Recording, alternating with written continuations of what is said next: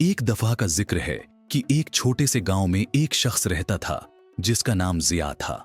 जिया एक निहायत ही ज़हीन और तख्लीकी शख्स था, लेकिन उसकी जिंदगी बहुत सादा और मामूली थी। वो अपनी रोजी रोटी के लिए लकड़ी के खिलौने बनाता था और गांव के बाजार में बेचता था।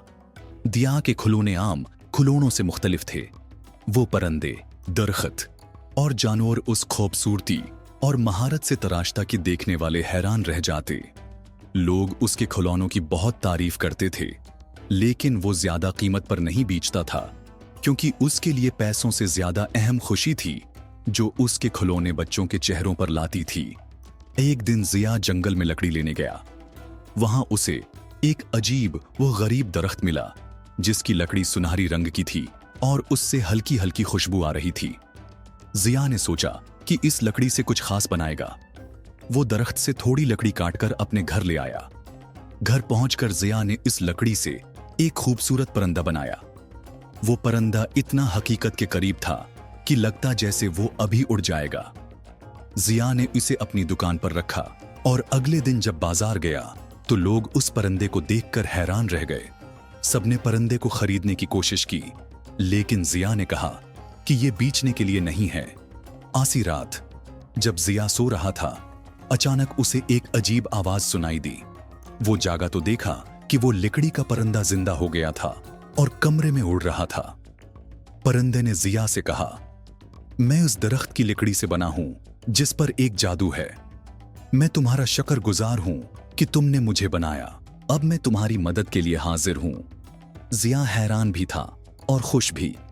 परंदे ने कहा कि वो जिया की तमाम मुश्किलात को हल कर सकता है, लेकिन जिया ने जवाब दिया, मुझे अपनी जिंदगी में कोई मुश्किल नहीं है। मैं खुश हूं जैसे हूं। अगर तुम वाकई मेरी मदद करना चाहते हो तो इन बच्चों के लिए कुछ करो जो गरीब हैं और खिलौनों के लिए तरसते हैं। परंदे ने जिया की बात मानी और गांव के गरीब बच्चों को जादुई खिलौने देना शुरू कर दिए। वो खिलौने न सिर्फ खेलने के लिए होते, बल्कि वो बच्चों को ख्वाब देखने और अपनी जिंदगी बेहतर बनाने का हौसला भी देते। रफ्ता रफ्ता गांव में खुशहाली आ गई। बच्चे बड़े होकर तालीम याफ्ता और कामयाब अफराद बन गए, लेकिन वो कभी नहीं भूले कि ये सब एक लकड़ी के परंदे और जिया की सखावत की बदौलत मुमकिन हुआ। एक दिन वही परंदा वापस जिया के पास आया और कहा, जिया, मैंने गांव के बच्चों की मदद की, लेकिन अब वक्त आ गया है कि तुम्हारे ख्वाब पूरे हों। बताओ, तुम्हारे दिल में क्या ख्वाहिश है? जिया ने थोड़ी देर सोचा और कहा, मेरी ख्वाहिश है कि मेरा फन दुनिया भर में मशहूर हो, ताकि हर जगह लोग ये जान सकें कि सादगी और मेहनत के जरिए खुशी फैलाई जा सकती है। परंदे ने जिया की ख्वाहिश को पूरा करने का वादा किया।